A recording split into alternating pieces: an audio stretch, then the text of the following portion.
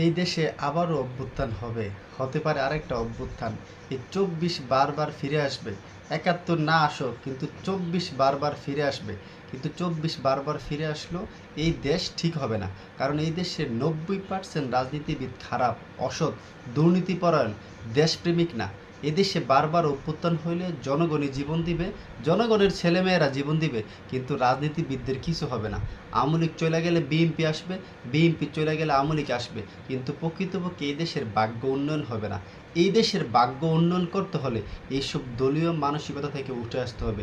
এই দেশের নাগরিকদের শিক্ষিত হতে হবে, নাগরিক সচেতনতা বৃদ্ধি করতে হবে, যাতে তারা দলীয় মানসিকতা থেকে উঠে আসে, যোগ্য দেশপ্রেমিক লোকদেরকে সংসদে পাঠাতে পারে। তা না হলে এই দেশে বারবার অভ্যুত্থান হবে, বারবার জনগণ জীবন দিবে, কিন্তু এই দেশের দেশ এবং জনগণের ভাগ্য কখনো উন্নয়ন হবে না, ভাগ্যের কখনো পরিবর্তন হবে না।